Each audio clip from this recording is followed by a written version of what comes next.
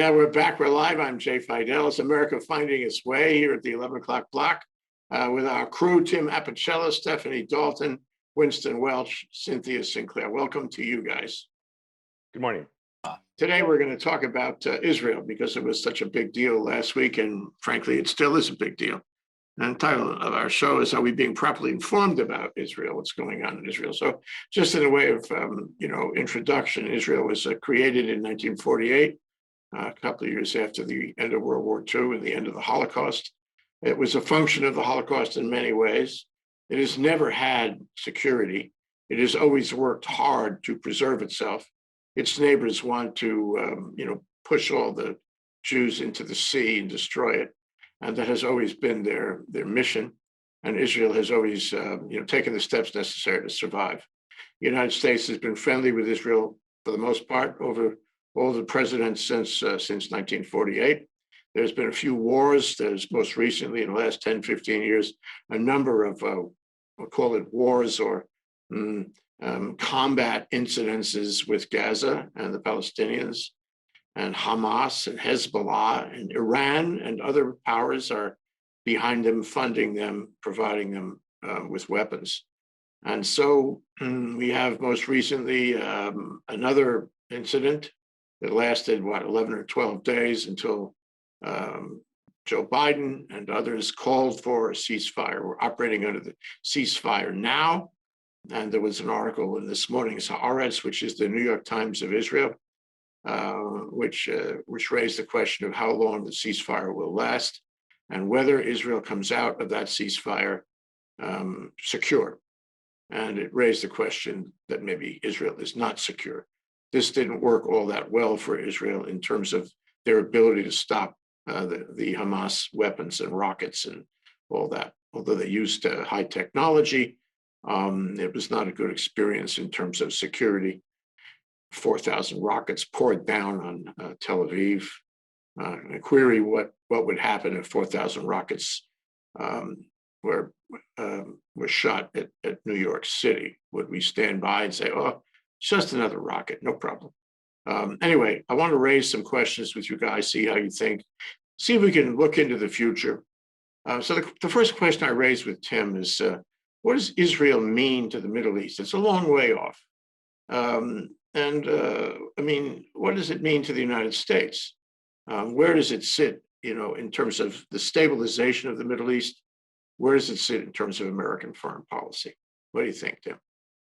Well, before 1948, the Middle East was a very important area for the United States and the world. Remember, the Middle East had the greatest accumulation of oil reserves. And back in the 1920s, the Bush family and other families were working very, very closely with Middle Eastern Arab states to secure oil wells and the rights of mineral, attainment. So there's a long history in the Middle East that pertains to the United States.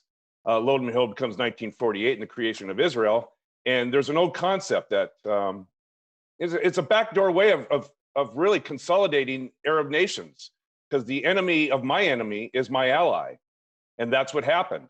The second Israel was created, the Arab states stopped fighting amongst themselves and started having one common enemy, and that was Israel. And then the real consolidation of power amongst the Arab states was, of course, the creation of OPEC. And that really solidified at the time the cooperation of Arab states and to select one country, Israel, as their common foe. Now, the biggest peace breakthrough, I thought, was when Anwar Sadat in the Carter administration signed an agreement that would retain their Sinai Peninsula back to Egypt, yet most importantly, recognize the existence of Israel, a monumental breakthrough in the conflict. And then we had the Oslo Agreement, which in principle had a plan, but the devil's in the detail and it never really panned out. But in principle, that there would be a 5-year plan that the Palestinians would have a quote unquote a right to return.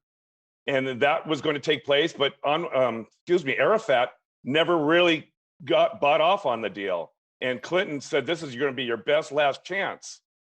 In principle, they did, but in detail, they didn't. So, but that gave King Hussein an opportunity to negotiate directly with Israel, because if Arafat could do it, then why not King Hussein of Jordan do it? So we've had these breakthrough agreements, if not in spirit, certainly in detail, and a roadmap on trying to dissipate the violence in the Middle East. But here we are now with rockets going back and forth, and it's a mess again. And will this ceasefire hold? I pray it will, but will it? I don't know. Yeah, well, we've been through this so many times. So how effective has the Stephanie, how effective has the Trump administration been? Have they helped? Have they hindered? They took on behalf of their religious constituency in this country, because American politics somehow always feeds into Israel or foreign policy with Israel or against Israel. So Trump had certain feelings with the evangelicals, and he wanted to move the embassy rather, from Tel Aviv to Jerusalem, which is a religious place, very important to the evangelicals. And he put Jared on it, and Jared fashioned some kind of arrangement, which query whether that means anything. So how positive or otherwise was the Trump policy toward Israel? Was it helpful? Well, I mean, I find that the moving of the Jerusalem was so incredibly insensitive, but people seem to adjust to it. And I don't know that Jarrett knows anything more about Jerusalem or Israel than he knows about anything else. I mean, so I don't see that there was. I mean, I think that insult of moving the capital is not just insensitivity to the many deep issues, thousands of year-old issues, but didn't involve any discussion at all of it, or collaboration, or any negotiation or anything. So, I mean, I can't say that we have this enduring and I guess maybe one-sided relationship with Israel. Now that I'm starting to think about it, I mean, we have sold them so many. I mean, they are very ready for war. But of course, we've done the same thing for the Saudis, right? So that kind of plays out in the balance of it. But anyway, but Israel and the What about Netanyahu? Trump supported Netanyahu. They were joined at the hip. And query, Netanyahu didn't get along nearly so well with Obama. And Trump and Netanyahu were very close. Did that help? Did it help U.S.? Did it help Israel?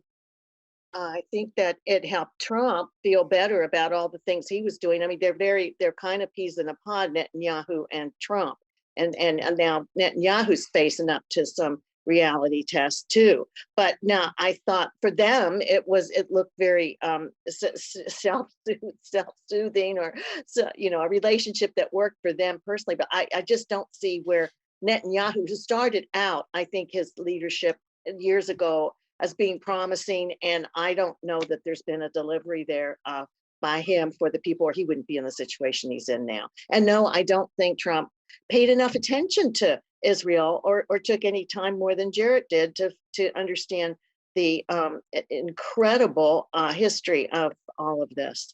And I mean, that's the problem with the Middle East. I mean, my God, the Jewish people were here when the Assyrians were here, and so they were working on these problems 4,000 years ago. So, and Egyptians and all of that. So the deep history is very important, and those people who are studying it and have some insight as a result of the studying of what's led up to this might be asked to weigh in on some ideas. And that's true. Let me ask the title question to Cynthia. Are we being properly informed of what was, as Stephanie said, it's very complex. There's so many factors and vectors, so many political, geopolitical considerations. The Middle East is a hotbed. It essentially has always been a hotbed from biblical times. Query whether the people in the U.S., or for that matter, Europe, really understand the complexity, and whether you can fashion foreign policy without understanding the complexity. I mean, Bernie Sanders, who is actually Jewish, may not understand the complexity. He has a bill pending in Congress to terminate all funding to them. I find that remarkable in the sense that we are presently funding organizations in and around Hamas. He wants to terminate funding to Israel. So I'm not sure where Congress is on this. Well, I know that there's a really great article, and it's in the Jerusalem Post, and the title is "Why Democrats Embrace Anti-Semitism and Anti-Israel Bias." And so, you know, the main two big ones that are making a lot of noise are Ilhan Omar and can't remember the other girl's name. Shoot. Presley, Pardon me? Presley, is it? That's okay. I don't know for sure. Never mind. At any rate, there's sort of this new anti-Israel sentiment that seems to be growing in Congress, which, like you said, with Bernie, doesn't even make any sense, you know? I got a couple of quotes today because I honestly don't know a lot about this. So to your main question, no, they're not giving us enough about it because I watch the news. I watch all of the news, like even the Fox News. And I read as many, articles from as many different varying newspapers as I can get. And I don't really hear anything about it. I hear we need a ceasefire, and we got one. I hear people are dying from rockets, but I don't hear anything about why and what and how and where all this comes from. None of those questions are being asked or answered by the media or our politicians, it seems like to me. Our history teachers are doing great, we hope. We don't know how they're teaching in the schools, and we talk about that quite a bit, I have a quote from the U.S. ambassador to the UN, Linda Thomas Greenfield, and she says, "Now we must turn our focus toward making more tangible progress toward a durable peace, and we must work together to address the urgent humanitarian needs on the ground, which are especially, in fact, significantly immense in Gaza." I think the most important one that I have, though, comes from the U.S. ambassador. Wait, that's not it. Sorry, I got to the same one again. Sorry. It is from the UN Secretary General Antonio Guterres. And he says, "I stress that Israeli and Palestinian leaders have a responsibility beyond the restoration of calm to start a serious dialogue to address the root causes of the conflict." And I think that that is a good advice for every single American too, especially Congress. Well, Winston, how do you conduct? Oh, wait a minute, Stephanie, you had a point to add. And then just briefly, the root cause. I mean, the arrogance is beyond belief. I mean, Ramses II is the one that released the Jews from his kingdom and then changed his mind and sent his little Pharaoh out, the son, to do what he did to him. But then he got it back too from the Nile River or the water or with the Red Sea. But I'm just saying this goes back so far. So for somebody to say, let's get to the root cause, I mean, we're talking 6,000 years of so why can't we address it as a really complex, as Jay has said, and bring some people in to, sit down again and do what Carter tried to do, which was a little bit of a stab at that. But this is really big stuff. And I think I agree with you that this is big stuff. But I think even though the root cause goes back 6,000 years, I still think that's where it is, which means we need to start looking back that far.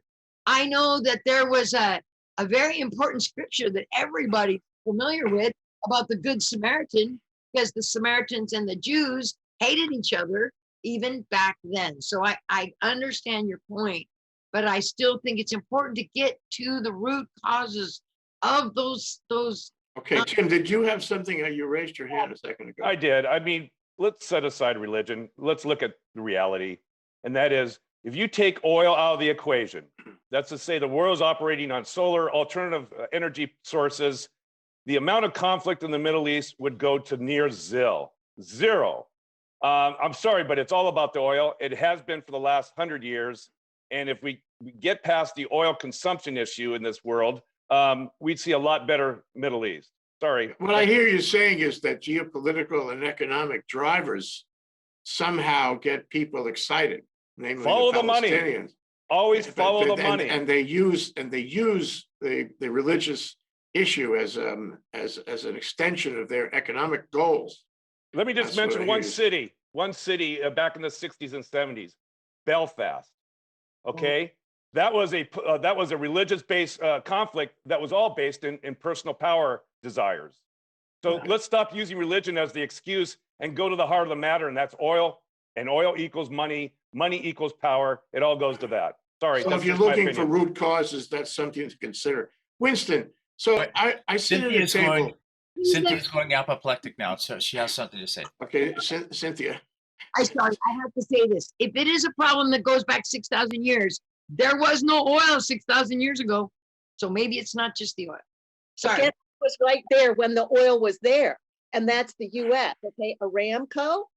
The US went over there and set up all of that with them. So, we're in it up to our ears too. So I agree we could change the root definition to like 5,500 years later, maybe trying to deal with it from there. So Winston, I sit at a table with you because everybody wants me to. And we sit at the table and we want to make a lasting peace, okay? We want to get to the root of it. We want to make everyone is just as happy as they can be. However, I say at the beginning of the meeting, I say, look, I want to make peace with you, but I don't recognize the state of Israel. And I think all the Israelis, should be pushed into the sea. Now let's talk. And that's a deal point. We're not changing on that. I mean, my question is, can you have real peace talks here? Or is it simply beyond the reach of our world, our civilization? No, it is not beyond the reach of our civilization because this is an enormously complex issue. We can't tackle this if we had our entire lives to talk about this on the show, or as theologians, or as academics, or politicians.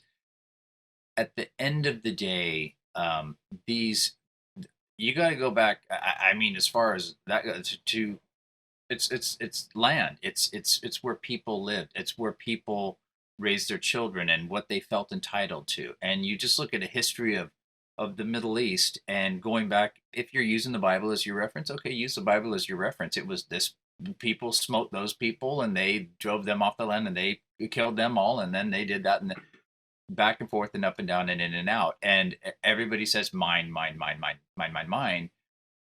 the end of the day, we're human beings. We need to occupy this planet together in a way where we don't need to destroy each other, where we don't need to destroy our planet. We're not there yet. We're still primitive in many ways. The Middle East, we're not going to see peace in our lifetimes there until hearts and minds are changed on a fundamental level. They need baking soda dropped from military planes all over the Middle East, just like tons of baking soda to put out the fires. Listen, let me tell you about a conversation Cynthia and I had this morning before the show. And that is, a two-state solution, one-state solution, what have you. I don't think the press has fully informed. You can actually get it in movies, but not in the press. Fully informed us about, the polyglot, diverse nature of Israel as it speaks. You can say it's a Jewish state, but the fact is that 1/3 of the 9 million people who live in Israel are Arabs. And they live side by side with the Jews. They go to school. They become doctors, lawyers, business executives, entrepreneurs. They're there. And the problem is that they're happy with it. It works for them. But it's people who are at the fringes, who are being motivated, who are being funded for protest and tumult by outside interests. including religious interests or geopolitical interests, oil interests, what have you. So if you let Israel do its thing and continue to have this kind of diverse community, this growing diverse community, wouldn't that be a long-term solution? Just don't mess with Israel. Let it do its thing. Now, I'm telling you also that I don't agree with Netanyahu. I don't think he's done a good job at moving in that direction. But I think Israel in general is a liberal state. It's an innovative state. They know how to solve problems. If you let them do their thing, they can have a diverse community without so much divisiveness. Well, if you're, and that may be true from a certain perspective, but if you're a Palestinian living on the West Bank and you see how you're disrespected on a daily basis by an occupying force, your perspective is very different. Yes, the projectiles were thrown towards Israel. They have the Iron Dome, apparently out of the 4,000 or 4,300, 60 or 70 got past the Iron Dome of protection. You have hundreds of children and buildings and humans that were killed in this conflict. Fundamentally, it's just a tragedy all the way around. And if you think you've been, how many? I want to, and also the Palestinians are the Arabs in Israel have never been a part of the government. In fact, this first they sit in the Knesset. They were just looking at being included in a coalition government right before this started. For the first time, the president said Netanyahu's not going to be able to make the government. So they were looking at actually including the Arab parties as part of a coalition. So you got to, this is they just sit in Knesset. They run for office, they win. But they as sit part in the of parliament. part of of the government itself, I don't know that it's happened. But Israeli politics are like ours. They're just right on the borderline. It's one person's vote that switches everything. But again, this question is not going to be solved in a day. There's so much ill will and so much animosity here that people have a hard time just seeing beyond that. And how can but don't you think it's exacerbated by the press rather than resolved by the press? We don't have a if you want the truth, as I've said many times, you got to look for it deeply. And for an issue like this, where the narrative is controlled by competing forces, you've got to really look, and there's compelling arguments all the way around and emotional arguments. But if you stand back and you do the best research that you can, what you're going to find at the end of the day is that this has been going on for thousands of years, and we have to come up with some solutions where people feel safe, secure, educated, well-clothed, house-fed, respected, a sense of autonomy, whatever that means. It's not going to happen anytime soon. One of the things in Jerusalem is that these young kids who are, they're into hate, will carry a knife with them. And as an Israeli walks by, a Jewish Israeli, they'll stab him, completely off the wall. Now, that's a hate crime, for sure. If that happened in New York, San Francisco, Atlanta, anywhere, Honolulu, how do you think the public would react? They would look for security. They would become paranoid about having security, about not having that happen to them. So you can see that this is a cycle.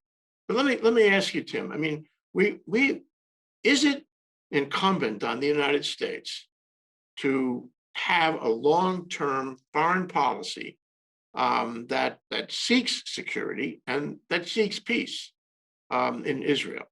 And if so, how do we do that? Because in the past, over several presidents, we've gone in, we've called for ceasefire, we made threats.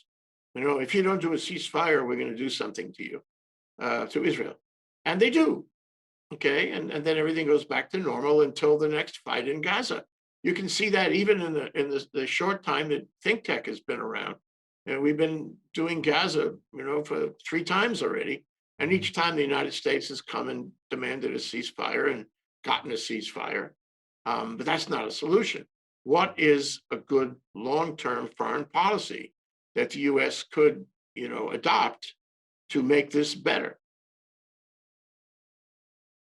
Let me go back to your question also. Is it incumbent upon the United States to broker a long-term peace plan? And I guess I'm sorry, but hypocrisy is the order of the day. was it incumbent upon the United States to get themselves involved in 1992 in Rwanda when the Hutsis and the Tutsis were taking each other out at 500,000 deaths? Where were our involvement in that? We had to be chastised by the Prime Minister of Ireland to get involved, and to Clinton's chagrin, and he later admitted that he was wrong to drag his feet so long to get involved in that, trying to broker some kind of peace solution. So let's now go to the Middle East. And is it incumbent upon us to do that? Yes. Why is our main motivation? Again, I'm sorry, but it's all about oil and our interest in oil and fossil fuels. But yes, Israel is an ally of the United States, and you don't just push your ally in the back corner. All our allies are very valuable and very important. And so, yes, it is incumbent upon us to try to come up with a solution that works and will hold the peace for years to come. And I'm sorry, but part of me believes that a two-state solution, which was within grasp, is now disappearing. And I'm sorry, but Israel keeps building more settlements in the exact area or geographic area where that two-state solution is to take place.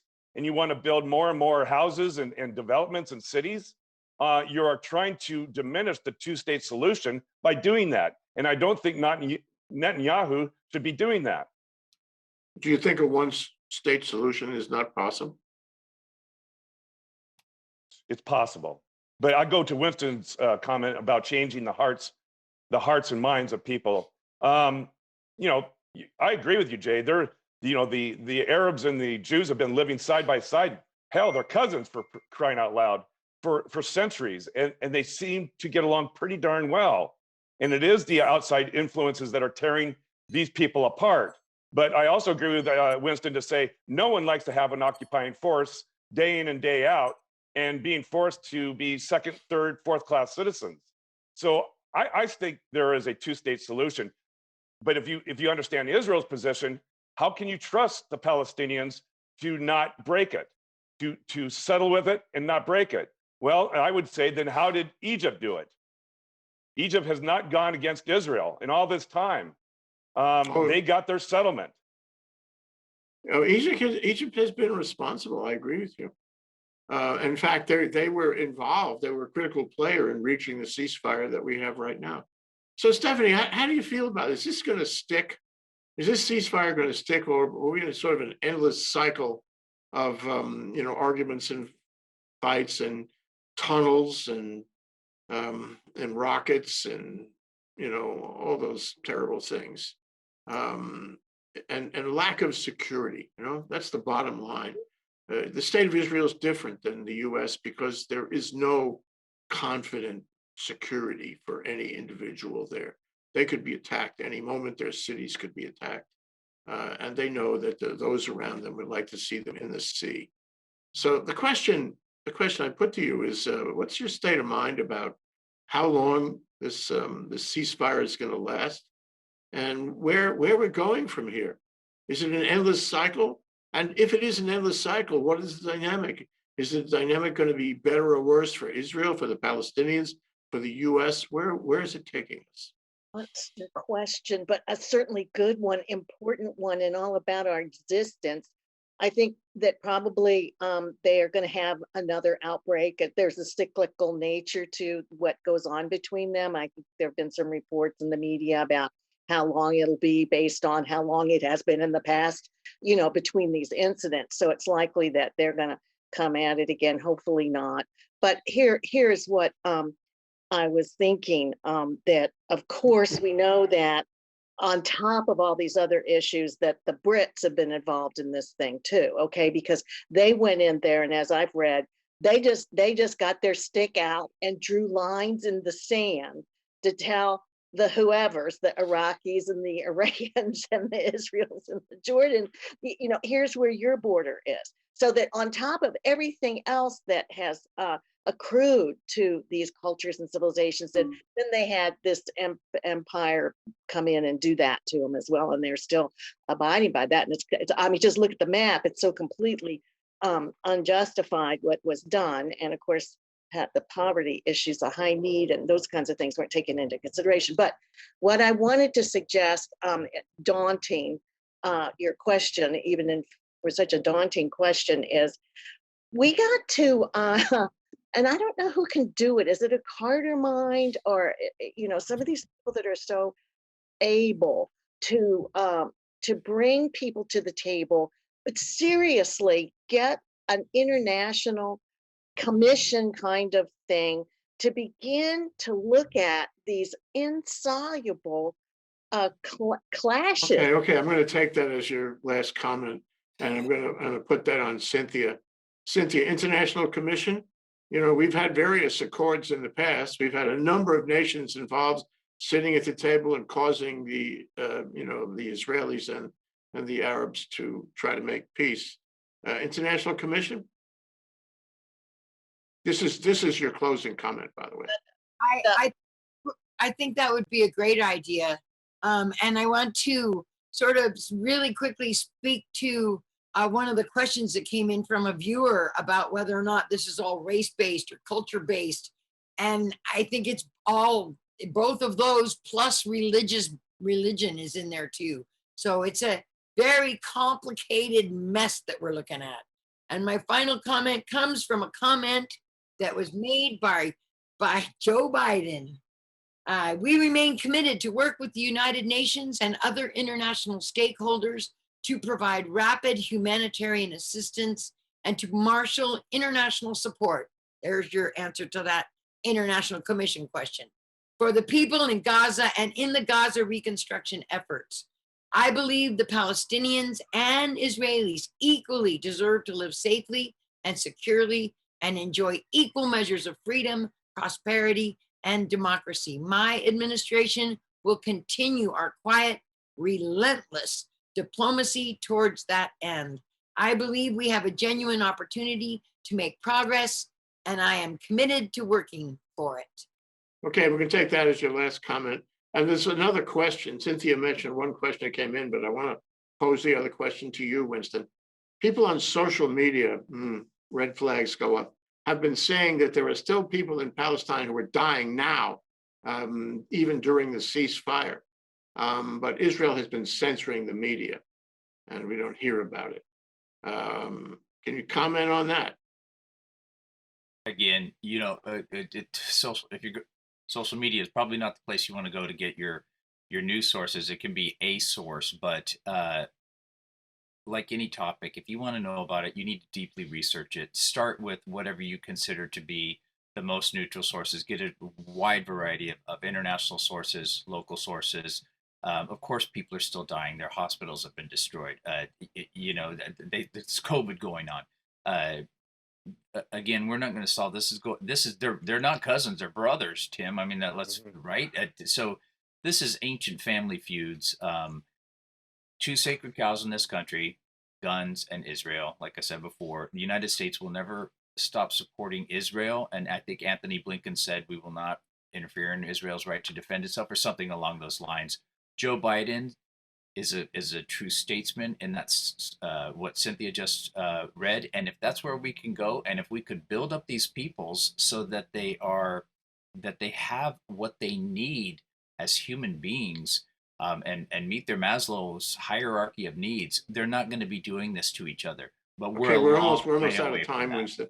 We're a long way away from that. I'm going to move to Tim. Tim, some people say this is all a PR thing, and that the Palestinians are engaged, as they have clearly been for the past at least 10 years, in a big international PR campaign to pace the Israelis.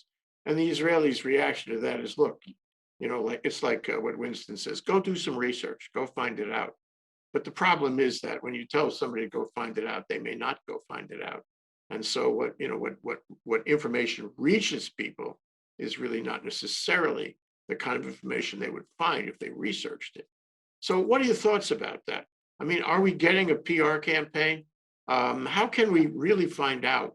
And how can we stop the PR campaign, or at least balance it? Well, my feeling is, when you're the weaker power, you don't have the sophistication of missiles and tanks and troops. You resort to rocks and slings and bottles and public relations wherever you can get it. And if I can make the power that's stronger than me look bad and look like, in fact, they just announced today that the Human Rights Committee, which the United States is not a member of, is now looking into possible war crimes against Israel. Do you think that's part of the campaign of public relations? Of course it is.